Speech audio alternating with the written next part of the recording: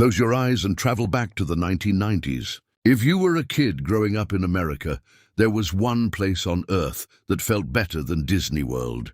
It was a massive, magical warehouse filled with endless aisles of action figures, video games, and bicycles. Walking through those sliding glass doors, greeted by a giant smiling giraffe named Jeffrey, was the ultimate childhood dream. You didn't just want to shop there, you wanted to live there. That place was Toys R Us. At their absolute peak, they were an unstoppable retail juggernaut. They controlled an astonishing 25% of the entire global toy market. They were so powerful that they could dictate terms to massive companies like Mattel and Hasbro. They were a $5 billion empire that had crushed every small toy shop in America.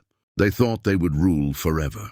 But today, those magical stores are completely gone, replaced by empty, rotting buildings and faded signs. So how did the undisputed king of toys lose everything? The answer is a terrifying mix of arrogance, a fatal deal with the devil, and the ruthless greed of Wall Street. Welcome to Empire Archives. The cracks in the empire started to show around the year 2000.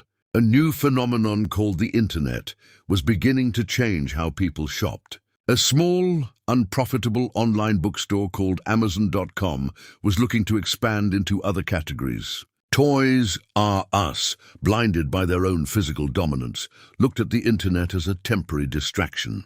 Building their own e-commerce website seemed like too much hard work. So the executives made what is now considered one of the worst business decisions in retail history. They signed a 10-year exclusivity contract with Amazon. Toys R Us agreed to pay Amazon $50 million a year, plus a percentage of sales, to completely run their online toy business. For a brief moment, Toys R Us thought they were geniuses. They didn't have to build warehouses or hire web developers. But what they didn't realize was that they had just invited a Trojan horse into their castle.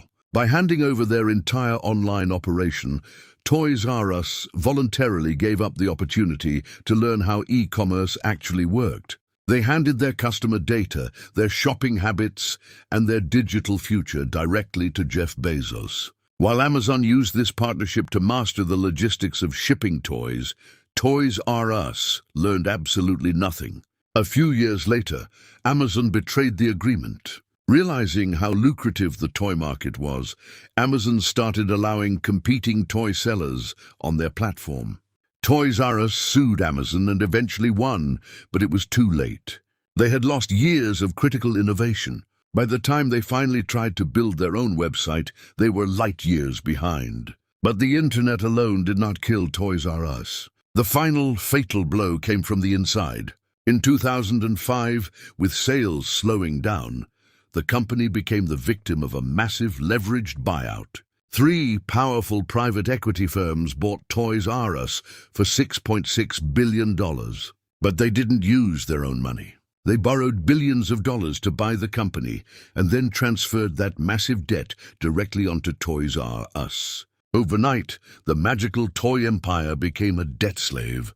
Instead of spending money to build a better website, lower prices, or fix their aging stores, Toys R Us had to pay $400 million every single year just to cover the interest on the debt. The stores began to decay, the magic faded. The aisles became dirty, the shelves were empty, and the lighting was depressing. Parents realized it was much easier and cheaper to just order toys from Amazon or buy them while shopping for groceries at Walmart or Target. Toys R Us had nothing unique left to offer. Finally, in 2017, crushed by over $5 billion of Wall Street debt and a changing retail world, the empire collapsed. Toys R Us filed for bankruptcy. Over 30,000 dedicated employees lost their jobs with zero severance pay, while the executives walked away with millions. The death of Toys R Us is not just a story about failing to adapt to the internet. It is a heartbreaking tragedy about corporate greed. It is the ultimate lesson that in the brutal world of business, if you outsource your future to a competitor and let Wall Street vampires drain your resources, even the most beloved empire in the world will turn to dust.